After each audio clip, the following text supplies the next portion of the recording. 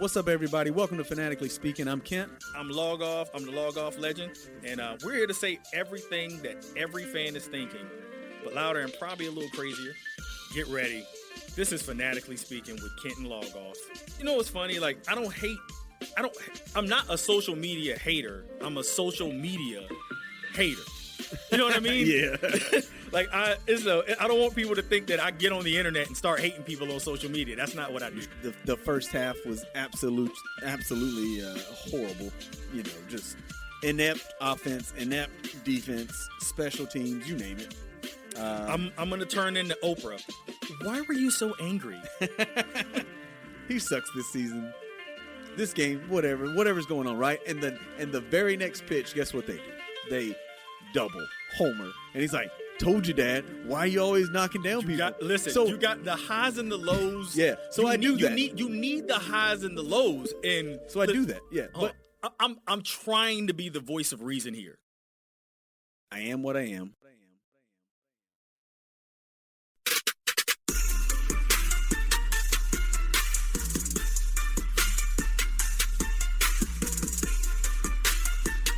All right, what's up, everybody? Welcome to another episode of Fanatically Speaking. I'm Kent, co-host and promoter.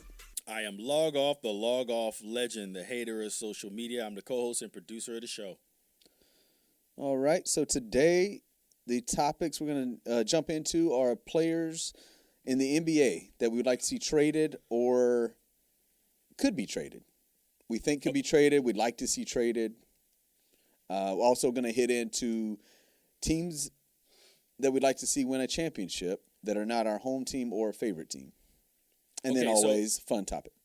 Yeah, so all right, so for the first one you said players that we want to see traded, and we're talking about this season though, correct? So not like, 2-3 years from now, like No. This is like fortune forecasting for teams. Like I looked at some guys who were kind of stuck on rosters or the team is going nowhere, and I'm like, yeah, this guy should be somewhere else, or it's just kind of run its course. Okay. So I think they should be traded, or again, they could be traded. Okay.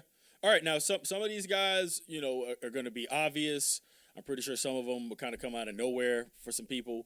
But who stuck out to you the most in terms of who you think should be traded and why? So I'm gonna get to first. I'm gonna start with a couple of high profile names. Okay.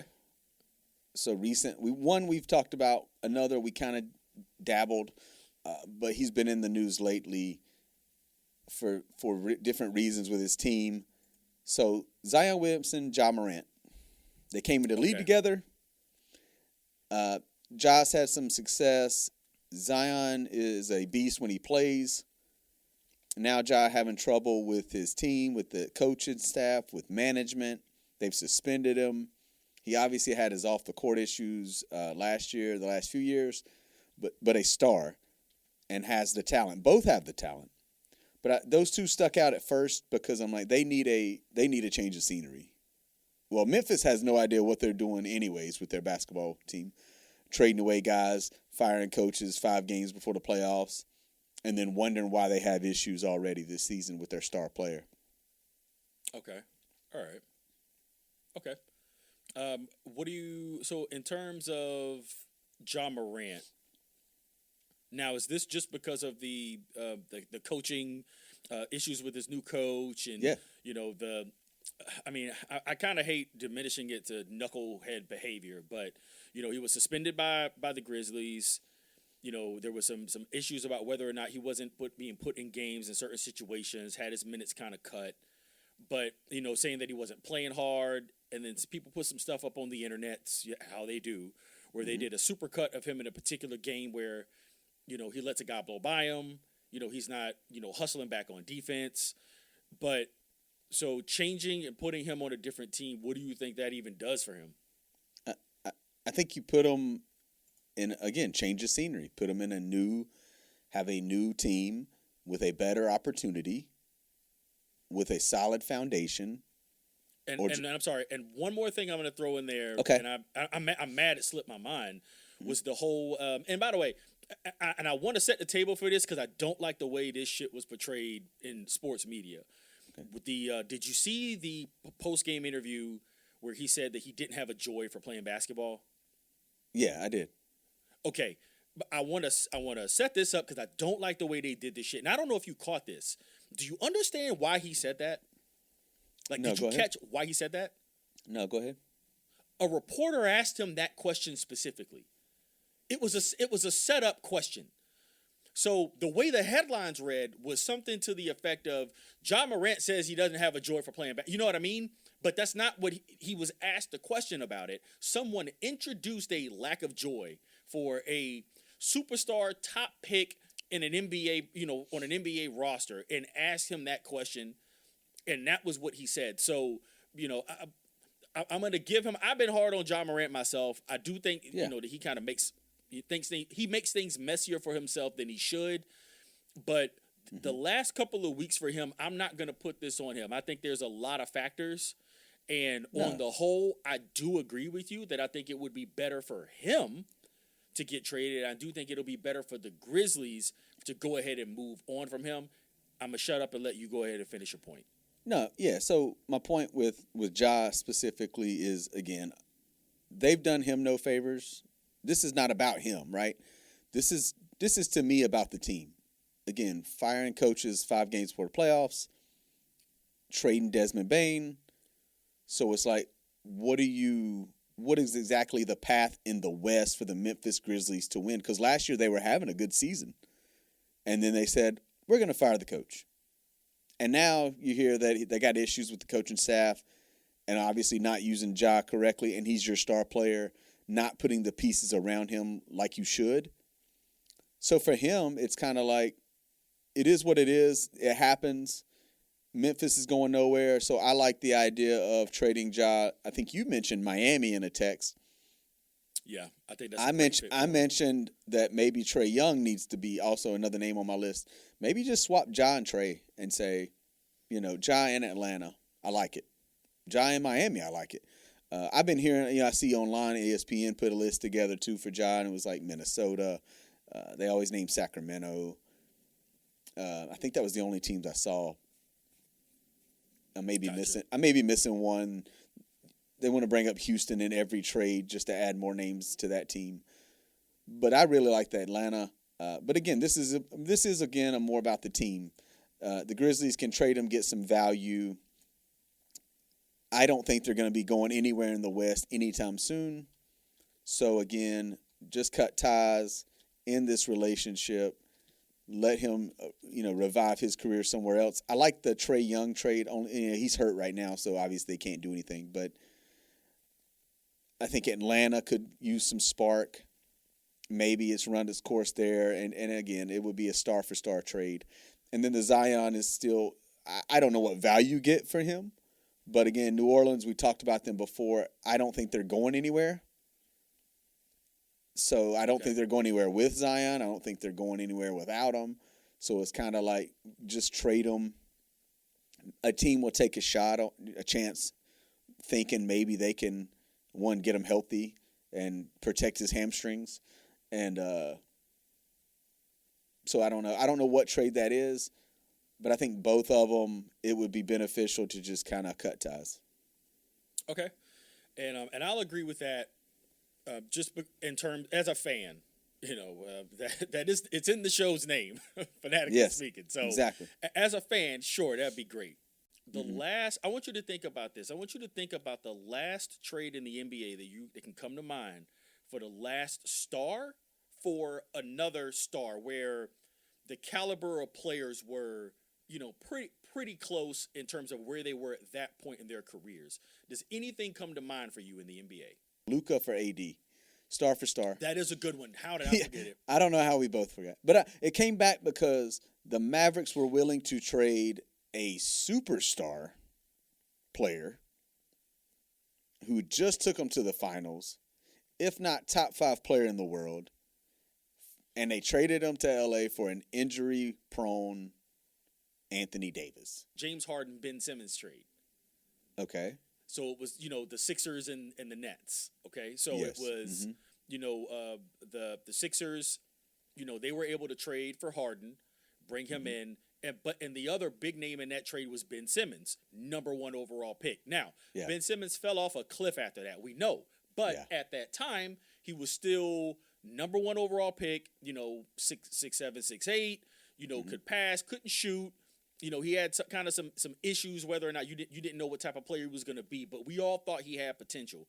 Just looking at the list, you're looking at the Desmond Bane trade, had 4 first-round picks in it. The Rudy Gobert trade had 5 picks, had first-round picks all over. Everybody was like, wait, Rudy Gobert is going for that many picks, to go to Minnesota? Yeah. Mikal Bridges, same thing. Brooklyn to the Knicks. I don't even think I can name any players who were in that trade off the top of my head. And then there's one more that that's good. Oh, and then the KD trade, to the Suns. What about the Houston?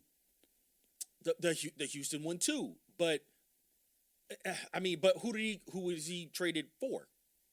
Who went? Well, Jalen Green would be the biggest name. That's what I mean, and it's like, would you consider him a star? Yeah, they're not on the level of Ja Morant, Trae Young. There you go. That's what I mean. Or it's something that like you said, we were talking about in the text when I said Ja Morant and I said Ja Morant for Tyler Hero. Those are names that right? And you can, and if you want to be honest, you can. I know you'd probably rather have Ja Morant, but Tyler Hero's a hell of a player too. Yeah, I just don't. I don't know if Miami will trade him. Probably not, but not even for Ja. I mean, I would. Well, no, we would. We would. I'm just thinking about Miami and their system and that Heat culture. That I don't know if they would, but again, I like Atlanta for Ja, but Gotcha. No, and again, I think last year I heard LaMelo for Ja, so. Yeah, well, and that's the thing. And I think they're both about the same caliber of player, both athletic guards.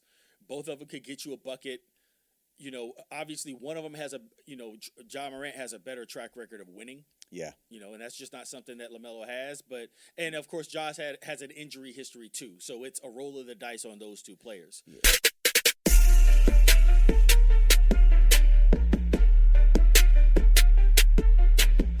Okay, so other names that I'd like to see traded or not.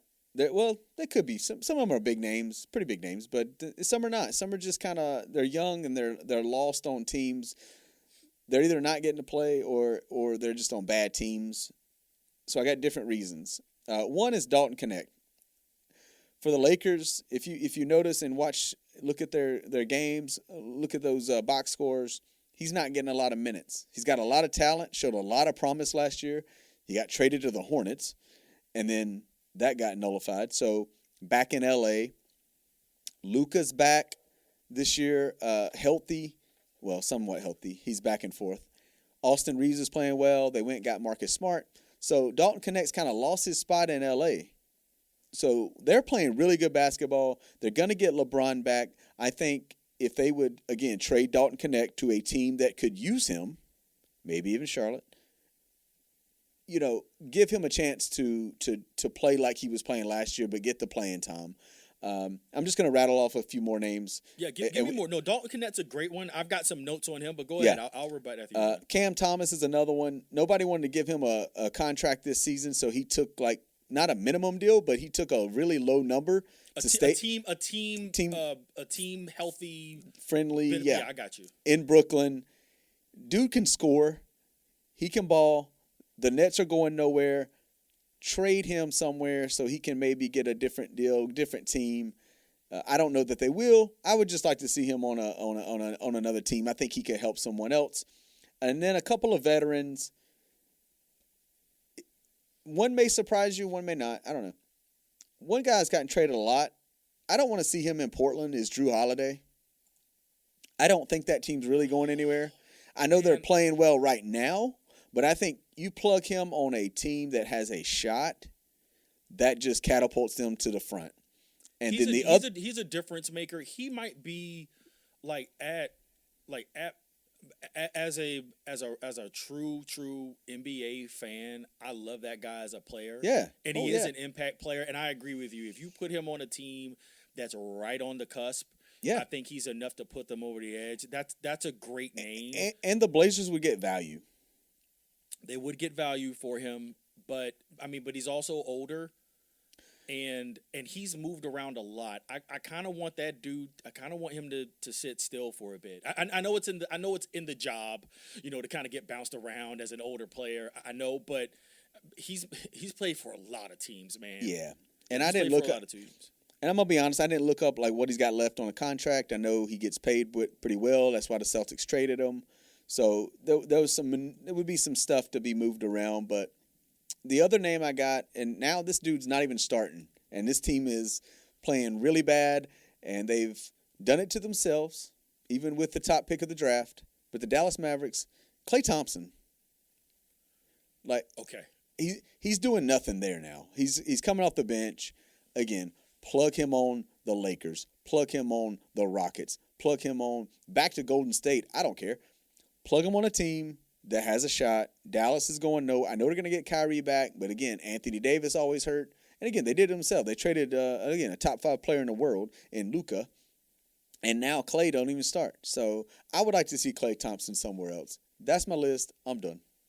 Okay, a great list, and all right. So I'm just gonna fly through those one by one.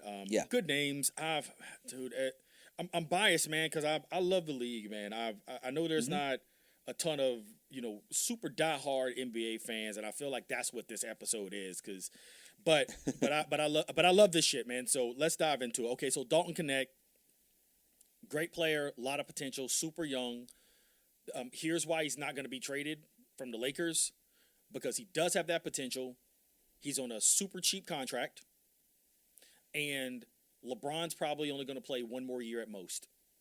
So why would you move him? I don't think that the Lakers now I do think, okay, what's the best way for me to word this? I do think that JJ Redick as their head coach is trying his hardest to win a championship this year. Mm-hmm. I don't think the Los Angeles Lakers as an organization are. I just don't.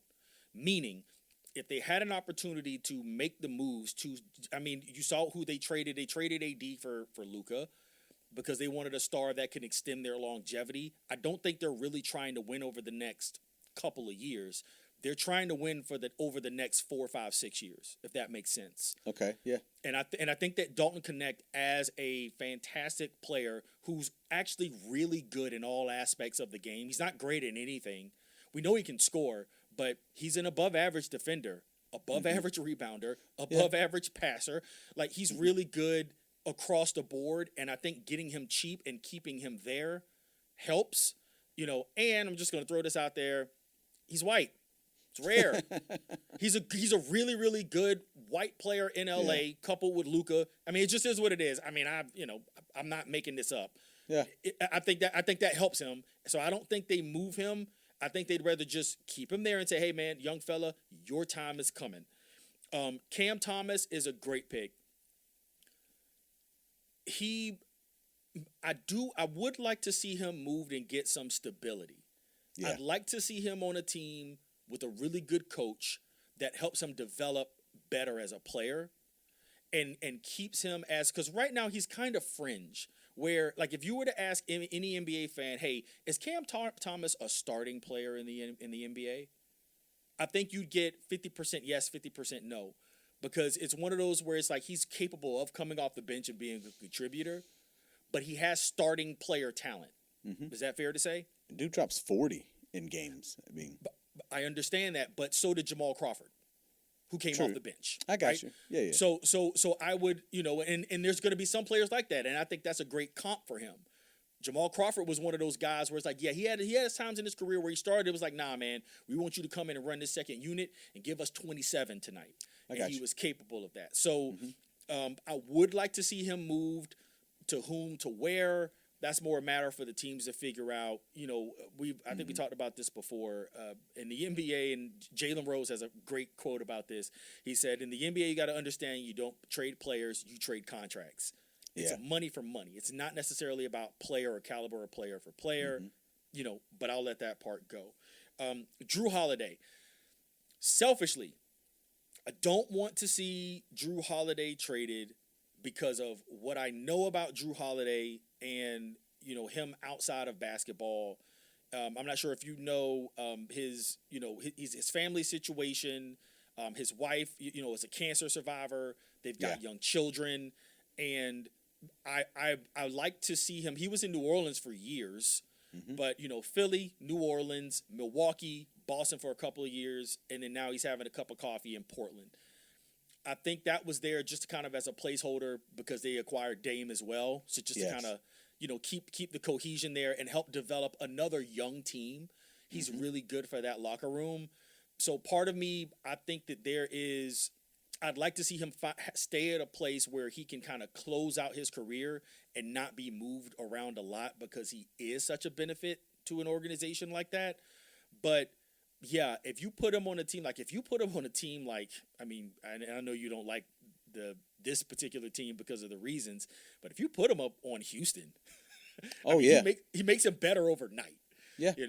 Just because of his leadership ability, and that's another guy who always plays hard. Now let's go ahead to your boy Klay Thompson. So I think we're all looking at Klay Thompson from a lens that we've seen him at his best. I don't know if it's the injuries. I don't know if it's the basketball equivalent of the yips. But we actually saw this for him his last year at Golden State as well, where I want to say he started off a season where he just couldn't make a three. He just couldn't get a basket.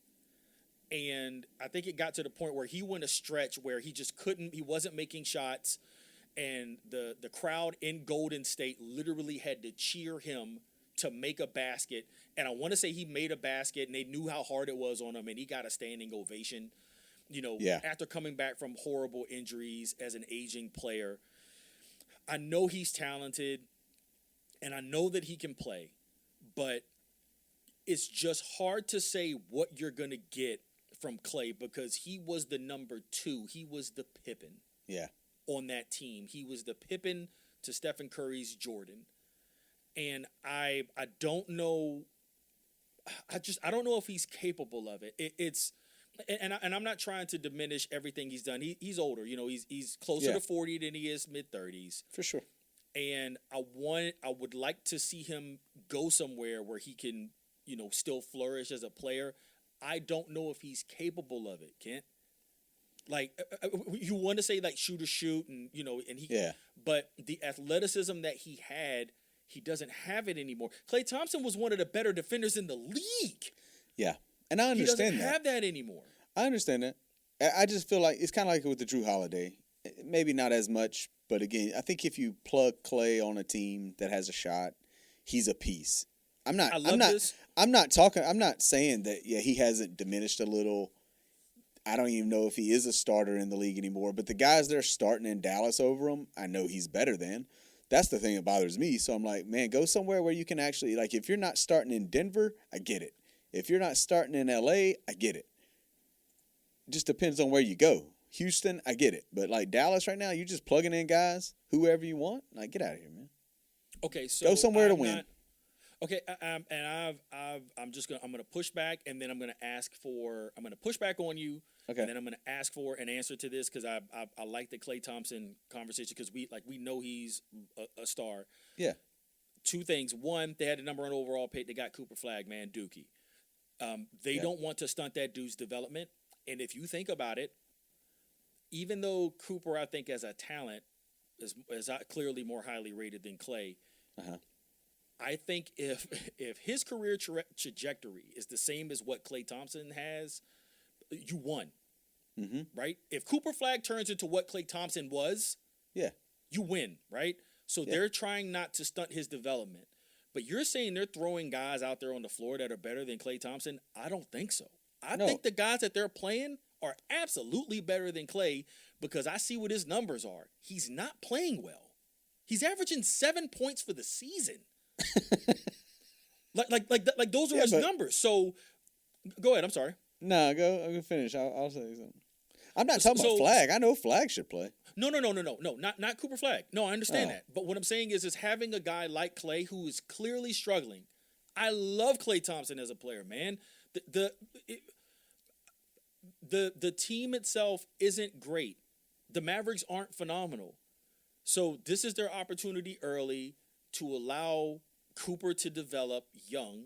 They're taking a lot of losses. They're competitive in a lot of these games. They got to learn how to get over the hump. But Klay Thompson is struggling, man. He's not playing well. So I can't say that the guys that they're putting out there who are actually producing, even though it's not great, they're producing. I got you. I got to give those guys minutes. I have to. Klay just doesn't have it right now. And it's not his fault, but, I mean, he's paid handsomely. Like, he's not producing. I got you. I got you. I can't argue with that. So, okay. So the other thing I'm going to say is, and I will put a bow on Klay Thompson because I do like that as a topic. Just give it a thought. Where would you like him to land? Just think about the structures of NBA teams now. Where do you think Klay Thompson could go today and contribute? I think I named them L.A., Houston, Denver. Maybe Milwaukee. Of course, I don't know why he would want to go there, but I think Klay's a West Coast. It's never felt right, him in Dallas. So either he's going to stay in Texas, maybe with Houston, and then I'm just popping off teams that are at the top that he could just be a piece. In a dream scenario, the Warriors bring him back. I don't want to see it. He would be comfortable, but you know what I mean? He would be at least comfortable there. He knows the system, knows the guy. So, and then LA's always wanted him. And then just adding, like, if Denver could add a piece, I don't know. But that's just off the top of my head. Okay. Out of those, I don't like any of them. I don't. I mean, Denver has the one thing, and we saw it with the Russell Westbrook, mismatch. Yeah. The culture in that locker room really matters. I mean, dude, Aaron Gordon. Oh my God. Yeah. Like he has been incredible. And that's another guy who was injured. Yeah. And came back and worked himself back. He's on the second leg of his career and is having a complete resurgence with that team because he's such an incredible fit. And playing with Jokic, playing with the Joker doesn't hurt either. No. I'll have to think on it, man. I don't know what comes to mind for Klay. I don't know. He's kind of in NBA purgatory right now. Yeah. Not playing well, and I don't see where he fits. But the names you mentioned, like Houston, I mean, it wouldn't be terrible, but that's another team that has high expectations, and I don't think you want to bring in a player like that who's clearly struggling and he has to get over a hump. Okay. Yeah, and the other thing, lastly, is he's paid a lot of money. True. And they've already got KD, who's taking up a lot of their salary cap. So unless they can figure out a Steve Ballmer, Kawhi Leonard, Clippers aspiration, pay him off the books situation, I just don't see him being able to fit there money wise on that team. All right, I got you. But all good names. I loved all of those.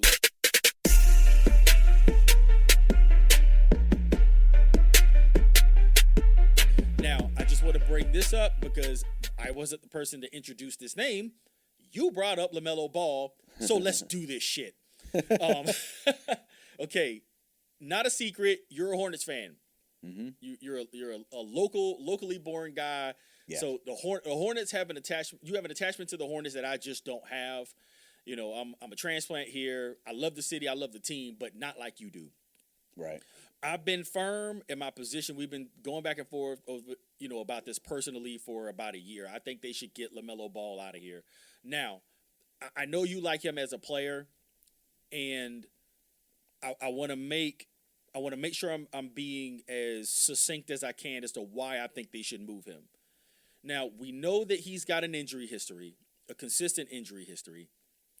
I don't personally like the way he plays basketball. I'm a basketball snob in that regard. I think he takes a lot of bad shots. I think at his size and his athleticism, he should be a better defender. I think that he doesn't make great decisions when you need it at the end of games. And I can couch all those subjects with the fact that he hasn't had a phenomenal team around him. So I understand that it's not just his own shortcomings, it's also the shortcomings of the team. But my case for trading LaMelo Ball is simple. And I don't want to get super personal into this dude's life, but it's all news. And if you know anything about LaMelo, the facts are the facts. His entire family has a history of health issues. His mother had health issues. God bless her. His father had partial amputations. Okay? His brother can't stay healthy. Lonzo Ball, number 2 overall pick by the LA Lakers, could not stay healthy throughout his NBA career, ankle issues.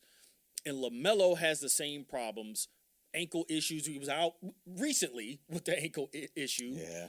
You know, so my thing is he's a player that's got capital. He's got star power. He's one of those players that's right on the cusp, and he might be the rare NBA player that's more popular on the internet and amongst young people, even though he's not a superstar player in the league, if that makes sense. He came up on the internet, therefore he's popular on the internet, and that has a value that I think that you could get an incredible haul that in turn helps your team, the Hornets, long-term more than keeping LaMelo Ball and just seeing how things play out. So I've said this to you before. I'm saying it on the air. You tell me what you think, and now tell me where I'm wrong. But I'd like for you to do me the favor, please, and just take your fandom out of it for a second, and just tell me whether or not what I'm saying makes sense. Because to me, it's as clear as day. So it's really similar to New Orleans with Zion. Zion can't stay healthy. The Pelicans suck. They don't really put anything around Zion. The Hornets really haven't either until, well, I would like to think this year, but now it feels like the same old story. Everybody's hurt on the Hornets. So the only thing with Melo, so that's the non-fandom in me saying, if you're saying that, then I have to, if I say Zion, I gotta say Melo too, right? They're in the same situation. But then I got to go to the Hornets, and I got to say, look, though, he's 24 years old. When he's on the floor, the Hornets are a better basketball team in the past few seasons. Then you have, again, he is a star. Charlotte, they don't get stars here. It's tough to trade away stars. And that would be the same argument if you're in New Orleans. You'd be like, we don't get stars. We got Zion. We can't just give him away. And the same with Melo. He is the star. He's the reason you go watch the Hornets. And then you've got, go back in history of the Hornets. We've talked about this before. Their draft history has not been great until like maybe recently. This new organization, the new people in there, they're doing a better job, we think. But in the history of the Hornets, they've traded away stars. They kept Kemba, but Kemba didn't necessarily equal wins. And I guess you could say the same for Melo, but we don't really know because LaMelo hasn't been on the floor enough. I just can't agree yet to trade Melo. I see where you're coming from. But again, I cannot. It's hard for me to separate fandom just because. As a Hornets fan, being here in the city again, watching Larry Johnson leave, watching Alonzo Mourning leave in trades, watching guys, Glenn Rice, just be here for a few years and then go. I just can't agree with it. I can't sign off on it, him being 24 years old, because then I got to have faith in the organization. Then whatever they get back for LaMelo, that they're going to make the right pick or get the right player. Okay, so I'm going to make and I'm pretty good at comparison shopping. I like to think it's one of my better skills. Yeah. There's some vast differences between LaMelo and Zion, and I know we kind of started off with that. Yeah. To me, the main difference is with Zion, I think the questions all come around, obviously, his weight and his work ethic. Mm-hmm. You don't have that with LaMelo. We know that LaMelo tries. I have no doubt in my mind that dude is trying. For sure. That he's got the effort. Sure. We've never seen him out of shape, and injury prone, whatever. I don't know where all that, I think it's more genetic. I think it's just more family history, just because that's the data that I have. I got you. So I think there's a big comparison, because there's a difference between trading for Zion, a guy who's had questions around. Dude, I don't even know if you heard this. It sounded like a lie. And I had to hear it from multiple places for me to even want to repeat this. Did you hear about the time Zion, they were out at a team dinner and he ordered a pitcher of Coke? No. He ordered a pitcher of Coca-Cola. Sweet. That's the type of player that we're talking about. Yeah. A guy where and apparently no one stepped in and went, "Whoa, young fella, what the hell is this?" We talked about it with the oh my goodness, the name the Karan Butler, Mountain Dew, Kobe story, right? And Kobe had to step in and go. Now, up until that point, no one pulled Karan Butler aside and say, "Dude, you can't be drinking 2 liters of Mountain Dew." How was it in these times that no one pulled Zion aside and said, "Dude, you can't be putting this stuff in your body and be one of the top athletes in the world"? We don't have those questions about LaMelo. So I'm just going to throw that out there. I got you. But you said it. A lack of faith in the organization, I understand it. So the question is what is best for the organization? To hold on to a player that is still young, who is reaching his better years, but everything that you've seen from him, he's gotten better. And this is going to sound like I'm contradicting myself. He's gotten better, but I haven't really seen him develop as a player. I haven't seen him really get better. Go ahead. I'm sorry. Go ahead. No, I mean, he's good. He's unbelievable. He is good. And I've talked about, like, he fouls too much, and obviously defense he's got to work on, and some of his turnovers are stupid. He gets caught up under the basket and throws it to the other team. I mean, that stuff drives me crazy. But he is that type of guard. He does create. He can finish. So, yeah, he's too good of a talent to just say, yeah, we're going to trade him. Can we call this what it is? Without some conflict, right? Ja Morant's got conflict, and LaMelo could easily. He just hasn't been on the court enough to complain. See what I mean? He can't say, "Hey guys, we've changed coaches since I've been here, and we've not really got players." What can he say? He's not on. How does he know? Because he hadn't really played with his teammates. Okay, so how long do you give him? What is it going to take for you to say, yeah, okay, go ahead, let's see if we can make a move and trade LaMelo for? And again, I'm in this hypothetical scenario, I'm giving you adequate draft capital because, and I've got one example up, and I'm just going to give you the example. I'm going to use Desmond Bane as my example. Desmond Bane, guard, traded, to the Magic. Okay, from the Grizzlies to the Magic. Ironically enough, from the team that he played with Ja Morant. They traded him. The Grizzlies got Cole Anthony, KCP, a first-round pick in Yang Hansen, 3 first-round picks, okay, a 26, 28, and a 30, and a 2029 first-round pick swap. And then the only thing is it's a top 2 protected pick, okay? So that's what they got for Desmond Bane, who my mama had no idea who Desmond Bane is. Yeah. Okay? My mama knows who LaMelo Ball is. Yep. All right? So just keep that in mind. You're not only are you getting the player, and I mean, I think it's fair to say if you were to put Desmond Bane and LaMelo Ball side by side, at a minimum, you'd say they're at least as equally good as players. So in terms of the basketball talent, let's just say that they're neck and neck. Then you get the extra with LaMelo because he's a star. Mm-hmm. Now what? When do you say, let's go ahead and make the move? What does it take? Saying that you're going to get a haul like that.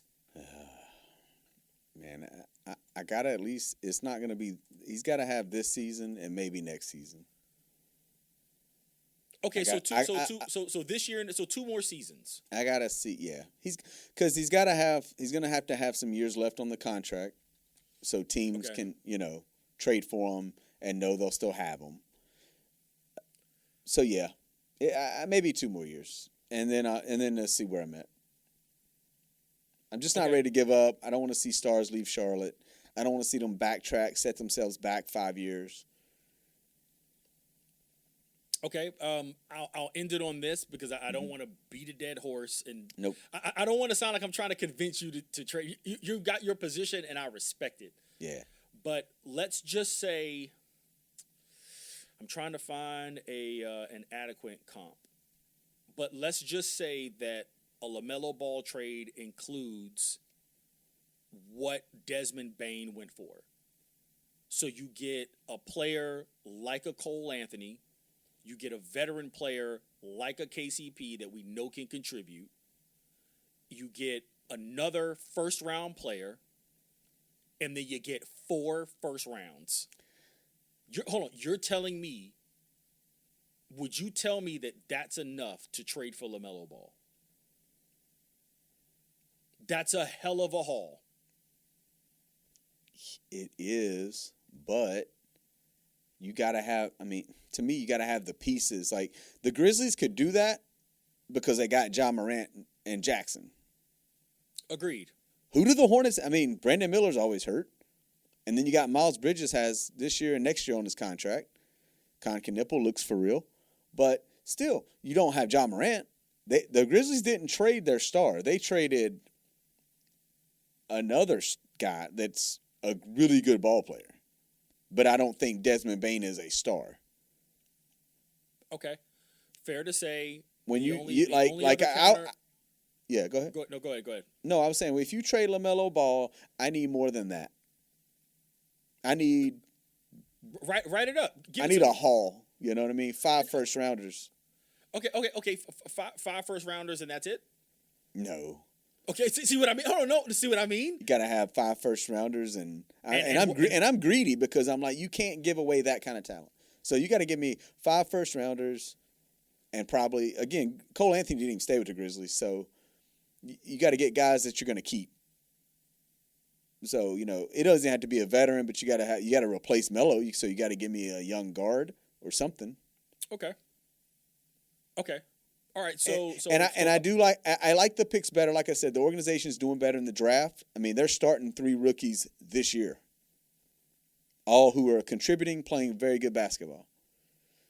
And then Brandon Miller, I think, is a good pick, but he's got to get some bulk or muscle or something, and stop being hurt, because he's out just as much as LaMelo. Okay. And like I said,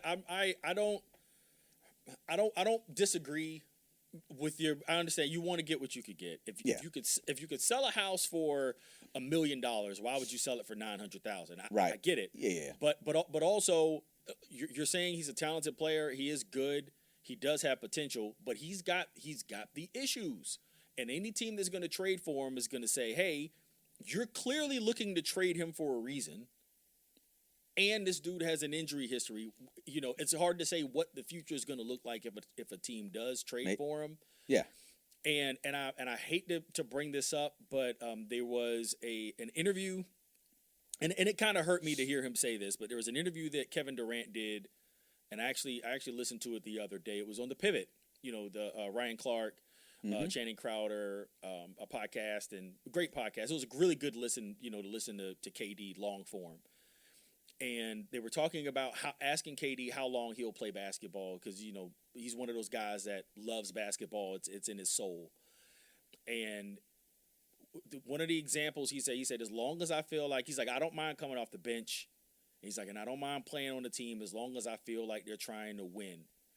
And then to end his point, he said, but like, if you trade me to Charlotte, yeah, I think my career is over because they're not trying to win. So, I would like to see the franchise as a whole try to flip that narrative. They have that history. They have that reputation where they're a franchise that's not serious. They're just in the league, and they're a team, and they got some players, but they don't take basketball seriously, and I think historically their track record has proven that. So that's kind of the gumption that people have when it comes to the Hornets, and it's going to take something to shift that around. And I don't think LaMelo Ball is that. I just don't. Because even as a player, I'm saying this, I don't think he takes it that seriously. And I wish he did, but I just don't think he does. Well, he's a different generation.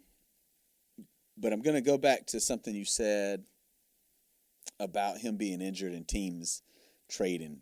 So in this league, any team will take a chance on a guy, especially like a LaMelo Ball. Again, young. Curry was injured early in his career. I always bring up Curry. You know, Stephen A. said he had tissue paper for ankles. He does. So look what he turned out. Look what he turned out to be. Glad the Warriors didn't give up on him. That's kind of the mindset I have on LaMelo. Is he is still young. He has so much talent. And to come back to your point on guys not wanting to come to Charlotte because of the team, that's another reason not to trade him, because he's here. He likes it here. He likes Miles Bridges. It looks like he likes his teammates. Everything, again, no conflict. So why get rid of your star player with no conflict? He's here. You drafted him. You don't get too many guys in the draft. We don't get too many good players in Charlotte. Free agents don't want to come here. So that's it for me. I'm done with it. I'm going to throw out unless you got one more thing. No, you know what? We typically don't do this when and I think this, out of all of the episodes we recorded, I don't think we've ever really flipped and changed how we were going to like we have our rundown, our segments of what we're going to do, and what I'd like to do is I'd like to end this segment and go into another one because because I love this conversation and I like I like your passion about the Hornets and I'm leaning on that because I don't have it. And we've mentioned we talked about this before. I love this city, man. I love Charlotte. I'm not from here, but this is home to me. And nothing makes me feel better than watching local sports franchises do well. It's an energy in the city that's immeasurable. I've never experienced that in my life, and I love it. What I would like to do is, in this segment, go to another segment where we do what we can to try to come up with a hypothetical of how to fix the Hornets and change the culture. I want your input on it because you've been here. We don't have to go into the past so much, but let's talk about what we can do in the future realistically. To help the Hornets. Is that something you want to do? Are you okay just flipping it? Yeah. And just saying, hey, let's just go Hornets heavy. Started off with the trades, but I want to do it just to see what we can come up with. How you feel about it? Yeah, that's fine. I have more names, but we can talk about them later. Okay, then let's do this.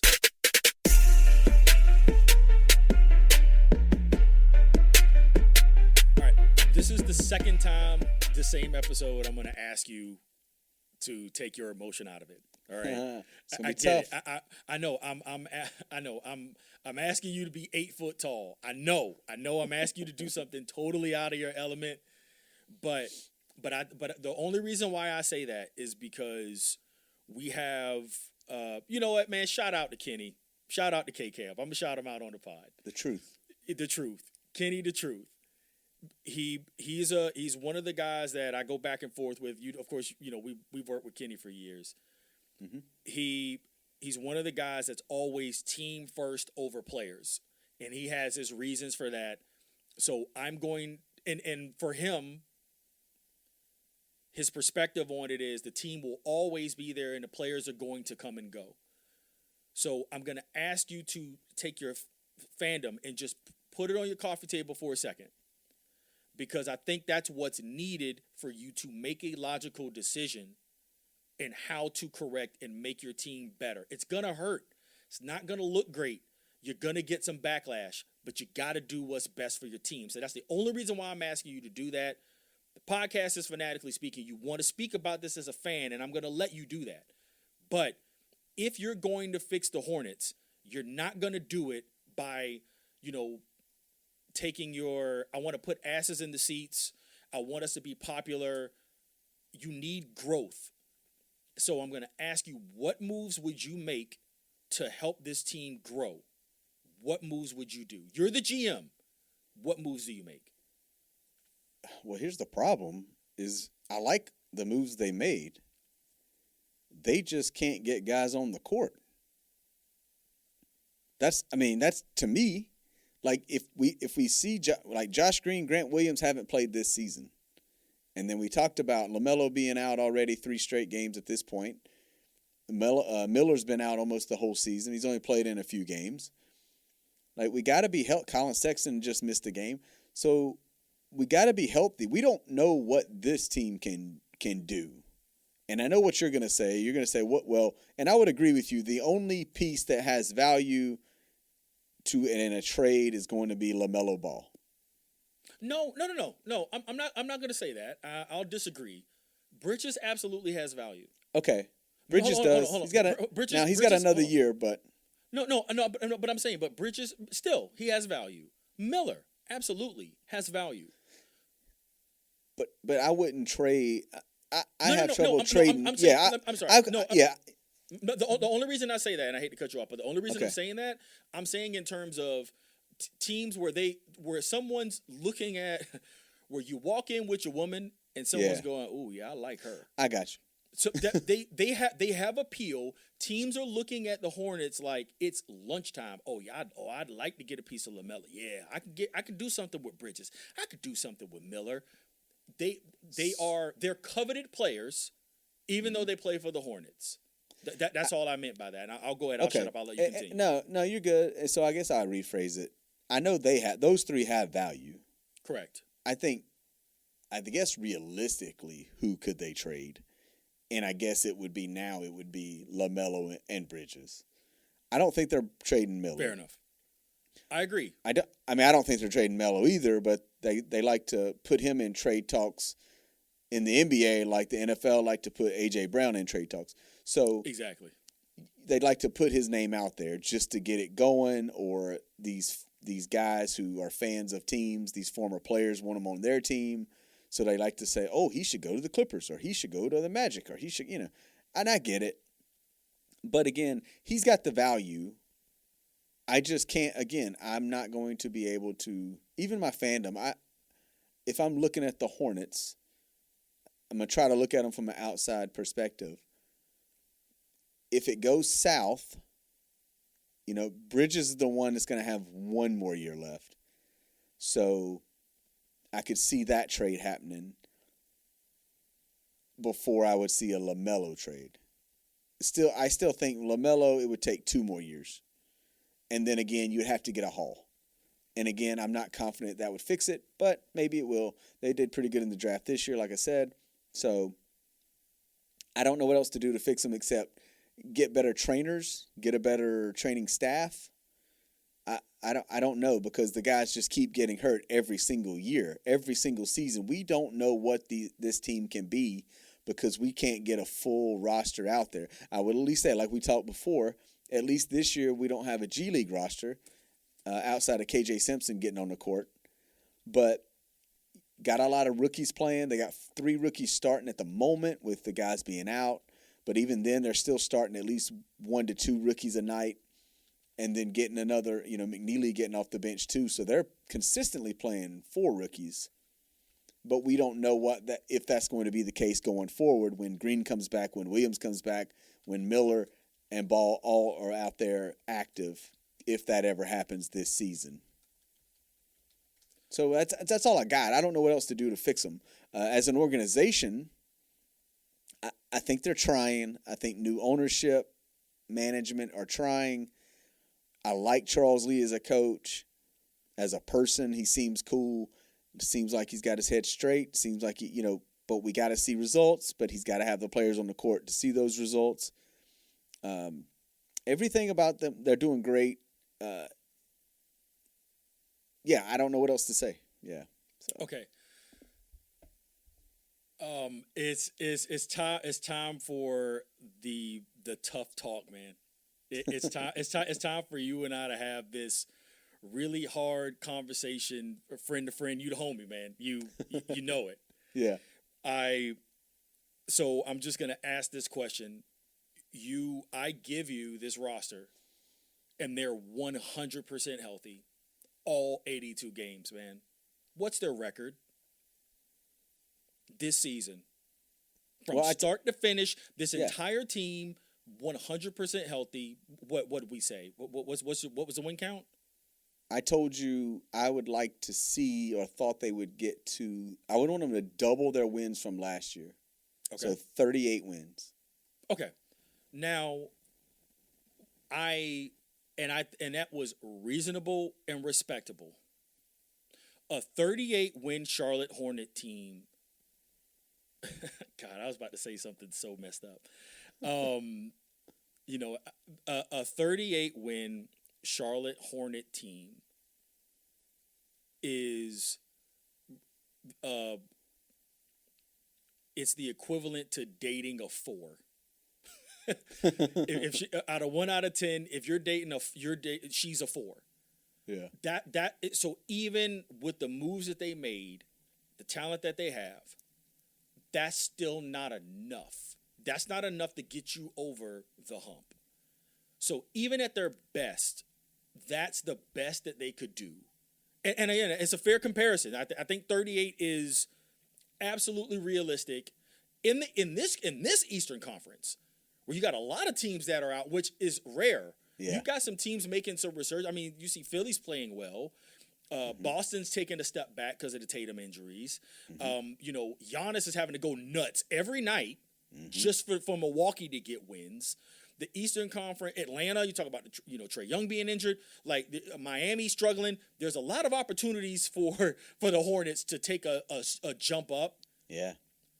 And even with all that, that's still probably the best that they could do. So, you know, they've got new ownership. Jordan sold the team. They got new ownership coming in. New coaching staff. You want to talk about training staffs and all that? That's fine. I want to see the Hornets do well, man. I think their best bet to become a serious franchise is to outsource all the talent that they have in the front office at the top. And I think they need a complete culture change. And this is going to sound ridiculous, but I think this is the only way that you make the Hornets a credible franchise is to go out and buy credibility. You go get top tier everything. You go to Golden State, you go to Miami, and you just poach them for all their talent. You pay whatever it costs. You go to the top coaches in the league and say, hey, what is it going to take for you to come here and be a coach of my organization and run my team for me? You go to a Spoelstra. I hate to say this. You go get yourself a Doc Rivers. You go get a guy who knows what it's like to get a team to the next level. I think that's what you have to do. You're not going to be able to have – these people aren't going to come to you voluntarily, and you clearly don't have a structure to be able to develop it on your own. So what do?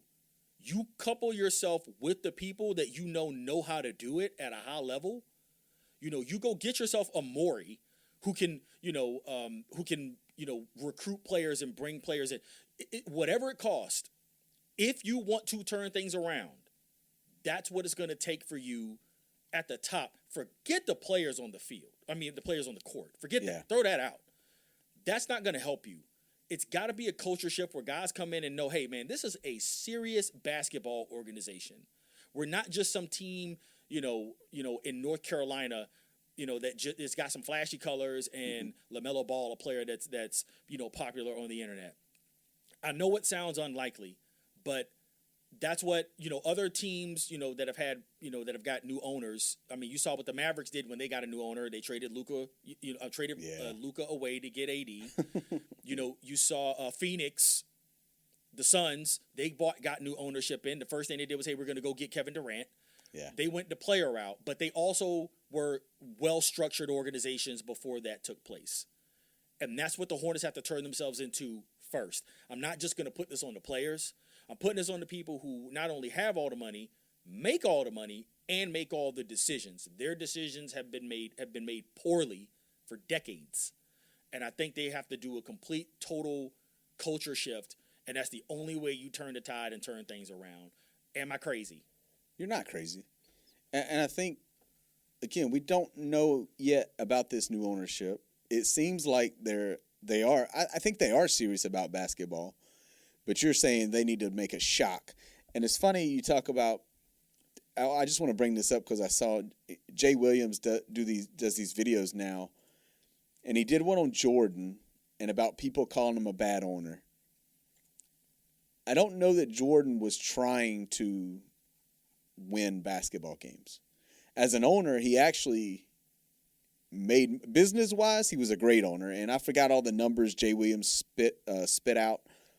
But what Jordan made and the decisions he made by switching the Bobcats to the Hornets, any kind of money that came in, and again, this was because he wasn't spending money on the players in the court, putting a good product on the court. But then selling the team based off of what he paid for the team. So, that's kind of, I want to mix this in here because now this ownership seems like they're trying to win. You know, good draft, good players, good core, veterans, young guys, decent young coach. But you're saying, and I can agree with this, and I was okay. I think I said this. We talked about this before too. Doc Rivers, I'd take Doc Rivers here. I'm all about big names. Just like when Russell Westbrook was on the block a few years ago, I was like, I'll take Russell Westbrook in Charlotte. I'll take a big name. Again, only team never to play on Christmas. Like the shock value, not really shock value, but you're saying just go one time. Can we just go all in? Big name coach. And you said not even the players, but I know you said at least try to get a big name player in free agency. Just throw whatever at them.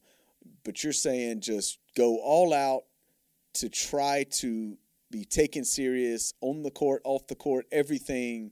Make it look like you are trying your absolute best to win basketball games, not just be a successful franchise, which a lot of times people lose track. And like I said, with Jordan and a lot of sports, these owners are about making money and making it turn in a profit, not necessarily winning championships. Of course, we're not even asking for championships here. We're just asking for relevancy and notoriety and some sort of success on the court, right? Is that what we're saying? We just want to be taken serious. Like I said, hey, can you consider us for a primetime game? TNT, can we get a Christmas game? Can we get just something else to not be talked about on Levitard, as just like you said, a team that's just out there in the abyss, floating in the system of the NBA that no one is paying attention to.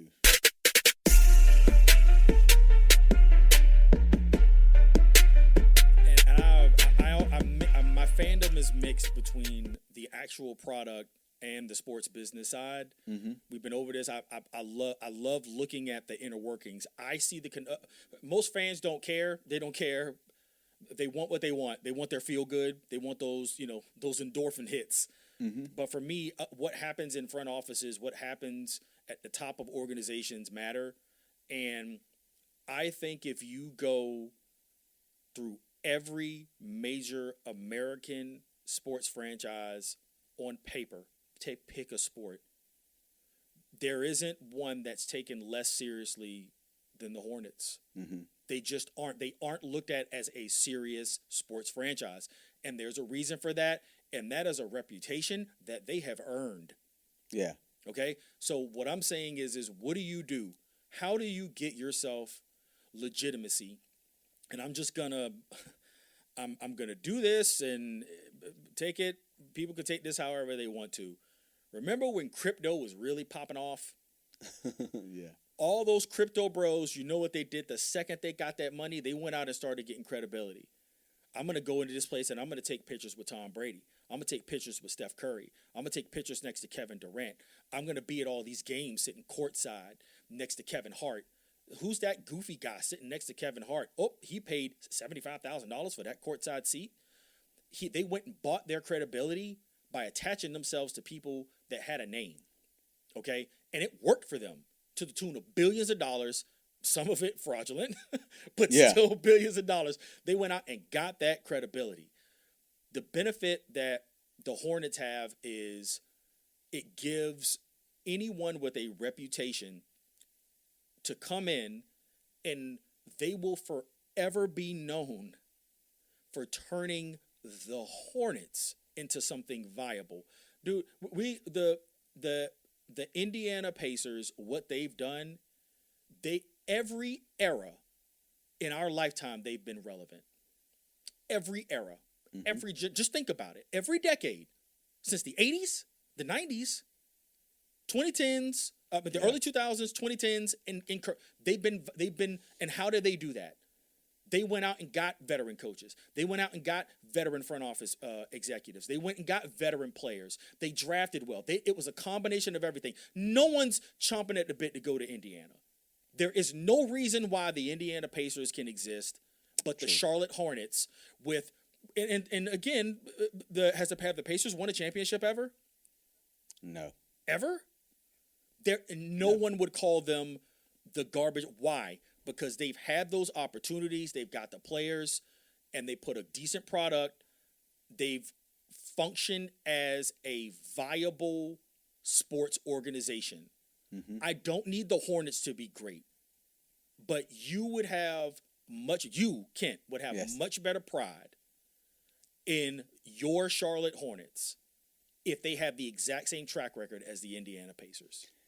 Yes. And, I'm going to go back, and I know we talked about the Hornets on a previous episode, so we're definitely doing a lot of Hornets, but they had that core, they had that before they left Charlotte the first time, or the only time they left Charlotte to go to New Orleans, the original Hornets. It's been a tough road, man, coming back, when they came back as the Bobcats. It's really been a tough, what is it now, 25 years, something like that, since they've been back-ish, almost 25 years. Man, and again, you can blame this on ownership, front office, right? They did hire Mitch Kupchak, and it seemed like, but then again, I don't know when Jordan was owning. I don't know what all was going on. I get what you're saying though. It's kind of sad. It kind of brings me down that I do always have this hype for the Hornets, and again, I don't know that there's just one thing that can fix them. I know what you're saying, and I agree with everything you said. And then I'm on the flip side of we don't know what they have on the court because of injuries, and then as they're running the organization, again, what can they possibly do? I don't want to fire Charles Lee at the moment, but I get what you're saying is, bring in a big name. Okay, you could say that, but I understand it, and okay, I don't want to be the person who's just firing people. I don't want to be that guy. Gotcha. But better is better. Yeah. Better for your organization is better for your organization. You're a real fan, man. I don't. What you have for the Hornets, I wish I had in any team. The closest I'd have is what my fandom for the Eagles. But even with that, if I know that there was a better coach that we could get, if you tell me I could have Andy Reid today for Nick Sirianni, I'll fly to Philly myself and pack up Sirianni's shit. Oh. You know what I mean? Yeah. I would. I'm just being honest. Yeah. So for me, better is better. And if it's better for the team, you've got to make those tough decisions. We can talk about Kupchak all we want to. I want to say Kupchak is what, almost 80? Oh, I don't know. I mean, he's gone now. I'm sorry, right? let me take that back. No, that's unfair. Kupchak 71. Okay, so he's a dynasty level NBA executive. It's not a bad move, but I mean, there's better things that can be done. They're not looked at seriously. There's a reason for that, and I'd rather be a middle-of-the-road organization. I think Indiana is the best comp, and I know it kind of felt like I just threw them in there, But the only reason I did that is because they're a small to mid-level market team, much like Charlotte is considered. A lot of people in the Charlotte metro area we know, but people look at Charlotte like it's a small city. It's not Atlanta. Yeah. It's not, it's not Philly. It's not Boston, not LA, clearly. But so there's room there. You can do it successfully as a small market team if it's done in specific ways. And the Hornets just don't have it. Yeah. And I'd like to see them make the moves that put them in a position to be able to do so. Yeah. So, I mean, we'll see. We'll see what they do. Like you said, it's been done. OKC, Indiana, small market, build them up, make them relevant. Yes. There you go. Yeah, it can be done. Ooh. Fun. F-U-N. Now we're having fun. All right, so it's that time for our fun random topic, and we're going to stick with basketball. I'm going to go through just a couple names on both sides here. We're going to both talk about who has the ugliest shot we've ever seen in the NBA and who has the prettiest shot ever in the NBA. Wow, okay. So I want to hear your answers because I do have a curveball. I did set you up for that and tell you that I had a curveball. That's great. So we're going to let's go ugliest shot, and then I'll give you my ugliest, and then go prettiest, and then I'll hit you out of nowhere. Okay, so sticking with Charlotte, Michael Kidd-Gilchrist, probably the ugliest shot I've ever seen in my life. Not only one of the worst draft picks ever, but also one of the worst jump shots. It's amazing that someone can make it to the NBA with that type of jump shot, with that type of form.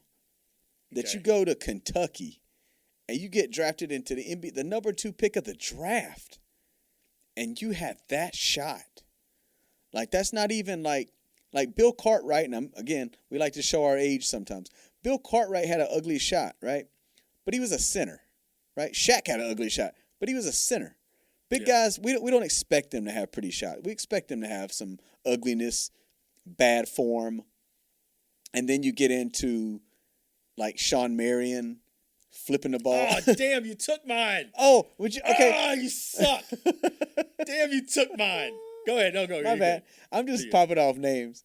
But, you know what I mean? But MKG had like the just absolute most awkward, like his hand was like backwards, or he like shot with the back of his hand instead of a palm of his hand. It was just the ugliest, stupidest shot I've ever seen in my life. And that dude played at Kentucky for Calipari and then made it to the NBA, the number 2 pick of the draft. That's insane. Yeah, and that's and again, it was more his athleticism. I mean, no disrespect to him. No, I'm just saying, kind of a weak draft. Well, yeah. Hornets got screwed, but still, kind of a weak draft. Still. Yeah. So I've got one, and it is a Sean Marion-esque, where to me your basketball form just looks unnatural, and I think that's more of what we're talking about. It's a shot where it's like your mechanics are just so off that it doesn't look like a natural, shot that you're used to seeing. I am gonna go with I believe Shaquille O'Neal called him the dancer. I'm gonna go with Cam Payne. Cameron Payne has an ugly shot. He does. And like when he shoots it, I'm almost surprised because I feel like his shot is so ugly that I don't know why like a coach is like, hey man, like you can't be pulling that shot. Like you can't take that. It looks unconventional. It looks unnatural. It looks like he's forcing the ball out. Yeah. And so I'm gonna go with a recent pick. I guess or a younger player. I'll go with Cam Payne. It's If I had that if that was my basketball shot, I'd only shoot layups. I'd only shoot layups. And like you point out, man, with these ugly shots, I'm not saying they're bad basketball players or they don't have talent, because basketball is not all about your shot. It's like I said, it's just they have ugly form. It's not visually appealing. No, it's just an ugly form. I'm not saying that they don't go in or sometimes go in. I don't know, but it's just a bad form. And those are Gotcha. those are some of the ugliest shots I've ever seen. Gotcha. Who do you have as I guess prettiest shot, nice form? So this one is probably going to come out of nowhere. It's showing my age a little bit, but to me, this player had a pure natural form. It was to me, it was as if the shot making ability was made in a lab and genetically engineered for this player. I'm gonna go with Michael Redd. Oh, okay. Michael Redd was, he was taller and longer than people wanted to give his game credit for, but it was a buttery smooth shot, and and I mean just from beginning to end, his footwork was underrated. He would always square his shoulders, always square his body, had fantastic body control, pretty follow through, just a nice, even water type flow to his shot, getting that shot off. I was always impressed by Michael Redd's by his shot. Always let go at the peak, snap of the wrist, get the shot off. Yeah, that's what I was going to go with. Okay. It's a good one. I like it. I've got a few, because you can always go with the best shooters, like Curry, Ray Allen. They just had nice shots, nice smooth shots, different type of form. Glenn Rice. Who else? I don't know that I have just one. I think I'm just going to name people. No, you're not going to name people. We are not going to do that. I need you to give me a name. We can do honorable mentions all day. Look, there's been great shooters throughout the history of the league. We know that. Yeah. Give me a name. I went with one name. Give me a name. One name. Yeah. Prettiest shot. Man, I'm gonna go with the hometown guy, man. Dell Curry. Okay. All right. Mr. Fundamental Shot himself passed those genetics off and created the best shooter in NBA history, Steph Curry. Exactly. I think Dell had a smoother release everything shot, right? I mean that thing was quick, and I'm gonna go Dell Curry. You made me choose. Yeah, you had to pick one. I'm gonna say Dell Curry.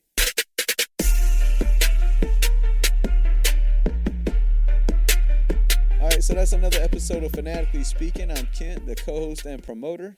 I am Logoff, the Logoff Legend, the hater of social media. I'm the co-host and producer of the show. Thank you all for listening again. So go to all of our platforms, Facebook, Instagram, TikTok, like, share, review, subscribe, send us comments. Kent, do you want to share where we are, where they can find the podcast? On all podcast outlets, mainly Apple, Spotify, Amazon Music. Go listen to us on YouTube. Yes, yeah, wherever you are, wherever you listen to this, we're there. YouTube, yeah, we're there as well. And again, it's a podcast for fans by fans. Just give you a fan's perspective on things. We don't have allegiances, and this is just us, just kind of going off the top of our head. Saying some things that we know other people are saying. Echoing some of those same sentiments and throwing a little something extra in there for you.